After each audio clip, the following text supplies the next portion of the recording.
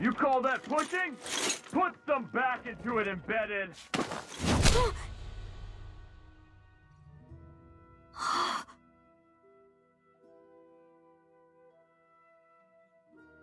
Hello there.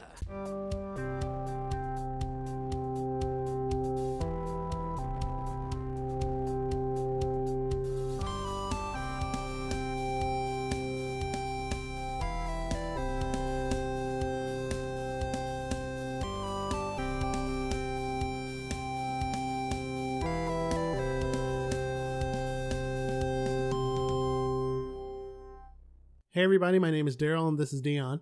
How's it going? Welcome to Where We Stand. Today we're talking about Tales of Arise, which is available on the PlayStation 4, PlayStation 5, Xbox One, Xbox Series X and S, and the PC. Now that we're queued up and ready to go, let's get started with our general overview of what we've experienced with the Tales series thus far. So Tales is a big series, right? It's been going on for a while. There's a lot of different games. I joined in the Tales series probably Vesperia. Vesperia during the Xbox 360 is the first one I played. I did go back and play some Tales of Symphonia, and I beat Tales of Berseria with a lot of encouragement from Daryl. That's what really got me to play the game. I didn't want to buy it at full price, but I bought it on sale, and I really enjoyed that game as well. So I have vast experience playing a few of the games. I just haven't beaten many of them, except for Berseria. I'm very much in the same boat as Dion. I played Berseria from beginning to end, and I loved that game. But I started with Vesperia, which I never got a chance to finish, and that's not for a lack of trying. That was me not having enough space on my Xbox 360 at the time. So get this, I don't think I told you this before, I had it on a jump drive. Oh my goodness. And I lost the jump drive, so I effectively lost the game. So that's why I never finished Vesperia. Oh my goodness. You're stupid. But Wow. But now everybody knows. So there you go. But either way around, I'm not very heavy into the Tales series besides those two games. But you know, one of these days I would like to go back. Vesperia was remastered, or we have the definitive edition, so maybe I'll actually go back and finish that one of these days. But yep, we are definitely going to play Tales of Vesperia for the Switch. It is upcoming. Is it? On I didn't the know. list. I didn't know it was on the There Switch. you go. It revealed at this video. World premiere. Okay. Let's go through the story. So you play as the Iron Mask, a mysterious Danon with no memory of who he is or his past. After meeting Chion, you are thrust into a battle for freedom of the Danons. Over the course of the game, you meet a wide cast of characters that accompany you on this adventure of freedom, mystery, and a little bit of a secret plot. Daryl, what were your thoughts on the story? Overall, I thought the story was really strong with some dips here and there towards the end, which tends to happen with JRPGs, regardless of how long they are. Because at that point, they're kind of just giving you the answers to all your questions, and it gets very exposition heavy. But besides that, overall, the story was great. Cast-wise, I would say that every member of the cast is lovable. You're going to love your party. And I have my favorites. I'm not going to say them here. Not right now, at least. Lightning reflexes! Tenebrous claw! But even a lot of the villains are likable and whatnot. Likable enough to punch, but likable nonetheless. What about you, Dion? So I think I'm kind of following your same sentiment. Strong start. The game started very strong. I didn't like the two main characters. I think we discussed that before in the beginning. I wasn't a big fan of the Iron Mask or Shion in the beginning of the game, but they grew on me. Fair. Pretty quickly. The first two-thirds of the story were really fitting and enjoyable. It fit the world, just exploring where you were and the areas, learning more about the characters, getting their background, getting the background of the enemies. It was just so strong. You know, it's a JRPG, so there's some, tropes in there, but I still felt the story was strong. I would say Berseria had even a stronger part to this, right? Their story was even better, but this was still, very good staple. I'd agree with that. Then you get towards the last third of the game. And for me, the last third of the game, like you said, was very exposition heavy. And you're getting all these really cool, big reveals but it's not exciting. And that is the part that kind of fell flat for me.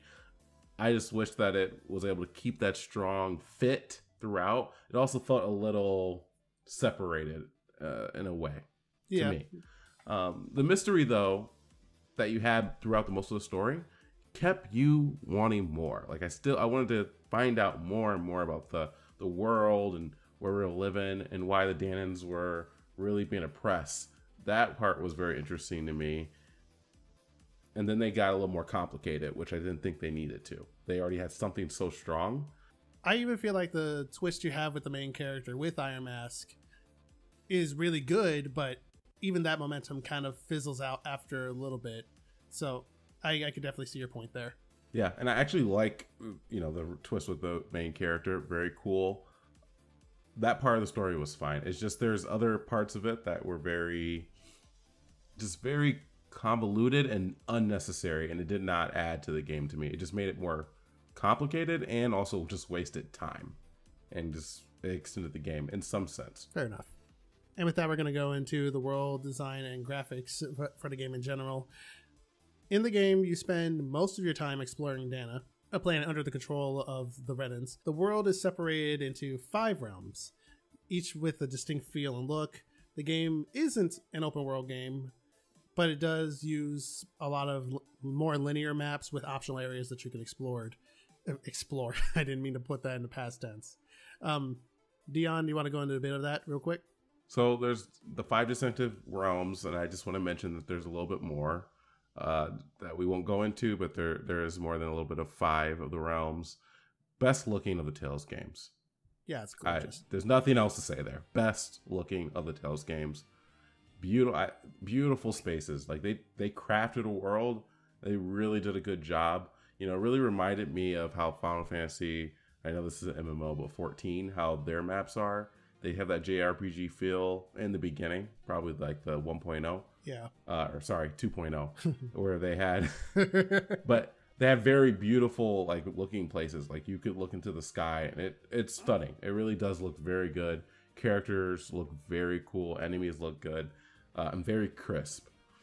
It's the linear design. As you know, I'm not a big fan of the JRPG world design in general, but this one didn't really make me sad or not happy. I enjoyed it.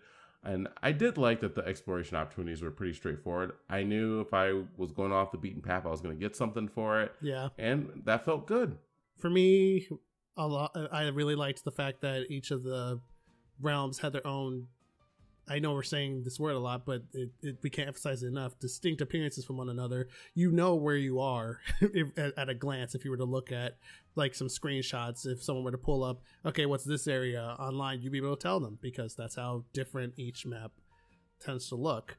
The dungeons, on the other hand, are pretty standard for JRPGs in the sense that they're mostly floor-based, so sometimes you'll have maps that are literally just one hallway and others are like sprawling labyrinths where you have to like jump up on one ledge just to fall onto the other side of one that you couldn't get past before because there was a wall in the way and whatnot. And sometimes that breaks up the repetition, but it could add to it if they pile on 3 hallways in a row with enemies and whatnot. Yes. There's some areas that do it better than others, but it could definitely grind your gears a little bit. Thankfully, these can be broken up a bit with some cutscenes and the optional skits that you can watch that are just good for exposition or just some banter with your party, which helps a lot. Breaks up the monotony. Well, I actually want to add on to a few things that you mentioned, sure. Which are very interesting. Dungeons, I will say, feel good most of the time to me, even though they're not anything special, except when you have to go back. There are a few dungeons that you have to travel backwards through. Please take that out of every game moving forward. Why? I saw it. Strangely enough, I was wondering that too. I'm like, really? I can't just fast travel to the beginning? And I would think to myself, I'm like, oh, because you probably put a cutscene at that last point in at that very beginning of the dungeon, so I can't just fast travel to get there quicker. That's a bad excuse. You can literally just do. I'm just saying a cutscene. I'm just saying that's what they did. Sometimes they're inconsistent with it. Sometimes they will just have a fade to black and the characters will just walk to the entrance themselves. Yes, they just don't. Exactly. It's just inconsistent. Not excusing it. I'm just saying. They do it for 2/3 of the game, and then they just stop, and you're like, and even even towards the end of the game, they start giving you teleporters. I'm going to spoil that much. They start giving you some of that stuff where you could just interact with one and it'll warp you to the other one. So it's not really, it's still fast travel, but you can't use your map for it. It's just in game. You can just use that to get from one point to the other, and that would make it quicker. So I don't know that part. Yeah, I agree. The inconsistency is bothersome. Like if you have to run all the way back, at least make that consistent. You know, if I gotta run all the way back to the beginning of the dungeon, then make that a thing that you just keep doing. If you're gonna teleport me to the beginning, teleport me. Don't change it. Yeah. Don't change it 2/3 throughout the game to make the game seem harder. That did not work for me. I don't. There's another part I want to add. Actually, the skits, and I don't know why I did not write that in our little outline here, but the skits for me, and this goes for all the Tales games because they all have these skits. I actually am not a fan of. I do think they add to your characters, which is cool, and they add to the world. They reveal some cool stuff. But to me, this is the same problem I had with Scarlet Nexus.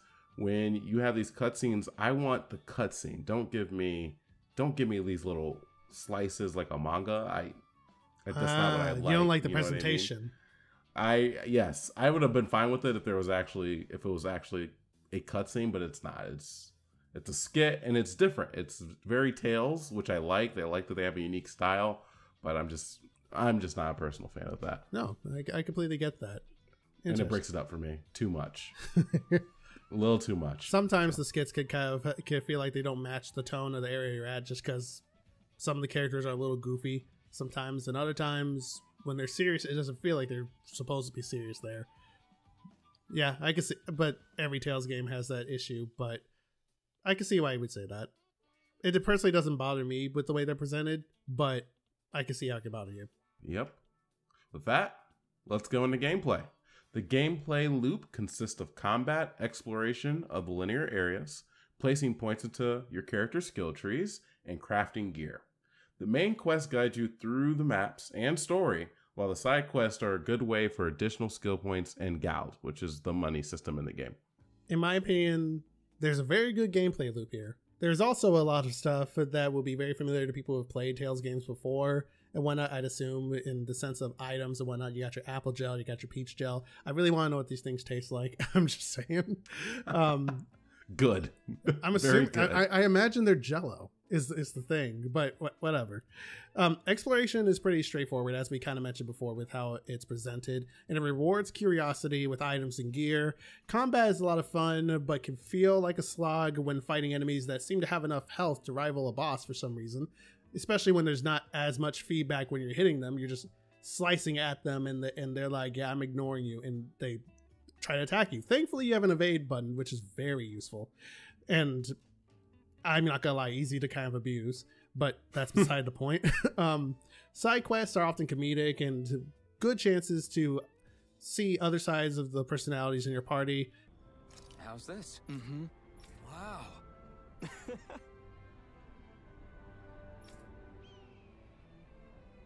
Hey!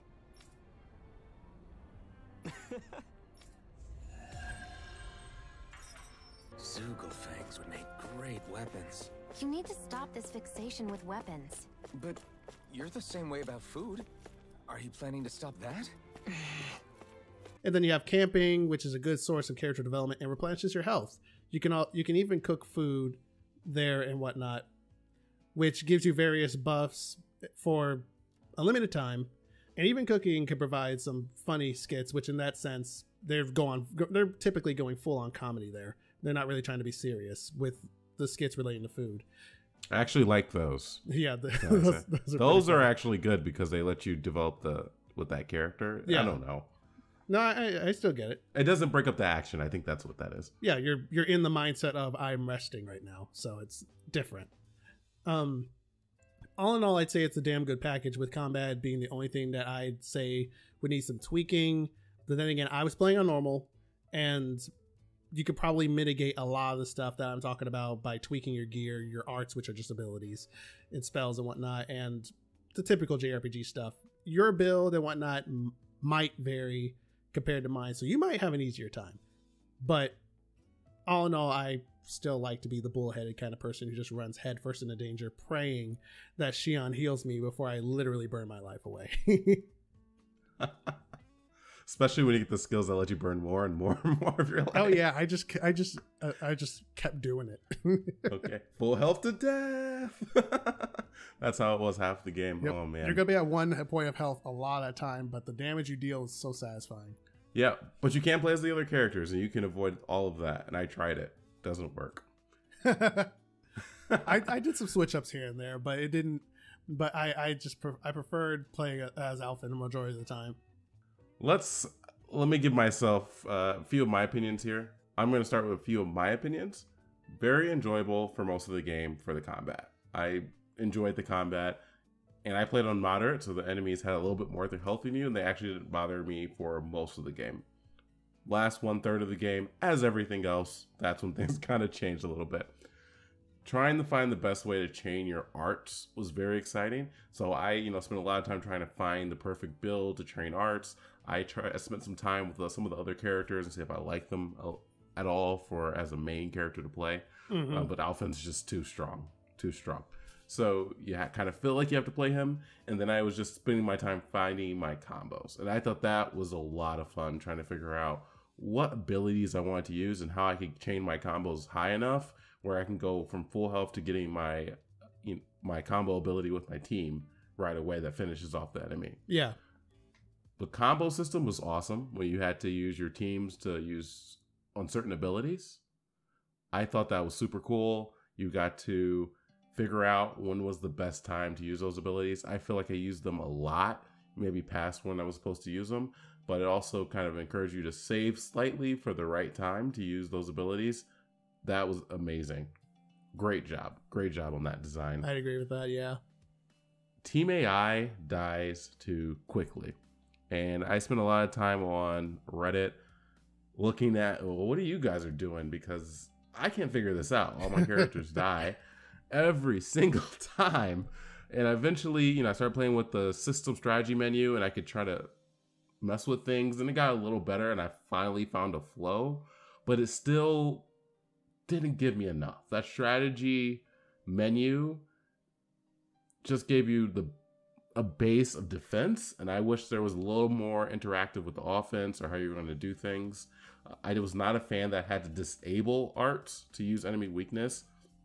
I would like the ability to tell them to use weaknesses. It doesn't have to happen automatically, but I would have liked being able to put something in the strategy menu like, oh, use water arts or prioritize water arts during this time or prioritize wind arts during this time. That would have been another cool piece to add, and I think it would have helped. Also, the AI should just have had a little bit more ability to dodge. They didn't have to be perfect, but I would have liked to see a little bit more. So I'm not using all my life bottles. What are the items called? All your life bottles, elixirs, all your things. stuff like that. When Shion died, you're just like, oh my goodness, Shion died. Dang it. Now I have to. I just started kind of using, holding on to some, like, okay, when I'm down to 3 life bottles, these are just for Shion. Exactly. You're like, well, no one else is important. I can use orange gels to get more CP, and I can use life bottles for Shion if she dies. So that's where you got to at a certain point, but mostly pretty good. Mostly pretty good on the combat. Gearing, I thought, was simple most of the time, which I liked. I liked that it was a simple system, but it still rewarded you because your characters got the looks of the sword or whatever weapon you were using. I thought that was pretty great. I wish there was more outfits. Like, I wish your gear kind of changed your outfit. That would have been cool. Well, you have the costume. No, you know why. Yes, you have the costume things, DLC. I get it. And it sucks that DLC is what takes away, our abilities to have a lot of different items, and there's a lot you get for free, and I get it, but I still would like gear to kind of change how your character looks. I've always been a fan of that. I've always hated when they didn't do that, and that happens a lot in this game. But you do get, your gear does change when you get to certain points, and I think that's cool. When the Iron Mask figures out, finds gear that he really, really likes, and he changes into that, and he actually looks like that, it's really cool. So I do like the few points that it happens, but I wish there was a little more of that, and I would have taken that over an outfit system. But that's a personal taste. Accessory system had a lot going on, and I don't think it was as important as it could have been. I think they need to put a little bit more emphasis on that accessory system to make it more relevant. Maybe have a cooler accessory, and yes, I know there's some cooler ones at the end, but during the middle, it would have been great to see that system take more of a big role. So that's kind of my feedback there.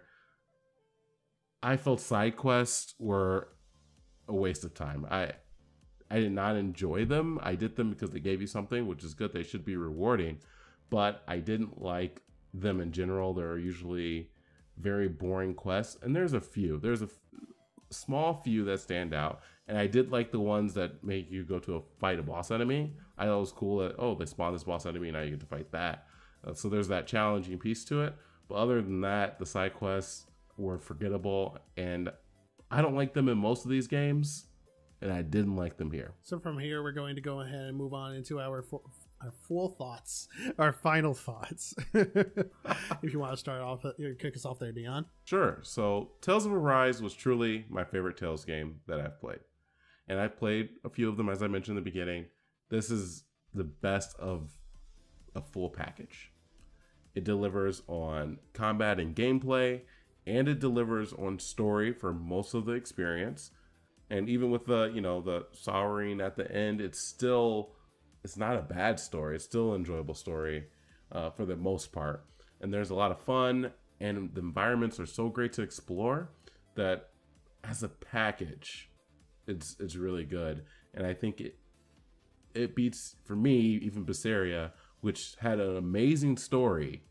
But I like the stats and the gameplay and the character building here more than I liked in Berseria. And I liked it that much more. And I like the environments a lot more than Berseria. Alrighty. And in my case, I'd say that this is a damn good Tales game that I'd highly recommend, not only to Tales fans to enjoy, but also to newcomers to JRPGs in general. I'd say this would be a good entry point for people who are new to JRPGs. It's not a bad place to start. It's got a great story, great characters, and the combat isn't turn-based, which isn't an issue for me, but I know it's a wall for many other people. That said, pace yourself with the game because it can feel like it's overstaying its welcome towards the end of the game if you try to tunnel it. Like if you're trying to really push, sinking in some time for like 3 days straight, like you're going to want to break that up.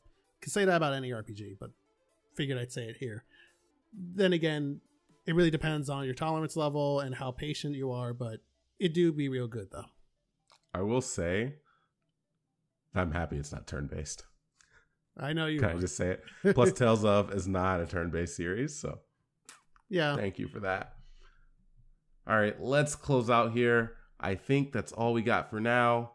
Thank you all for stopping through to listen here at DuoQ. If you think we might have glossed over something, feel free to say so in the comments. Also, tell us what you thought about the game. Who was your favorite character to play as? We'd love to hear it.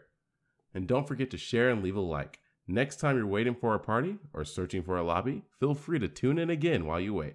See ya! Later, guys. Oh, and a quick word of advice when dealing with Shion. She could be a bit of a prick sometimes, but she'll grow on you eventually.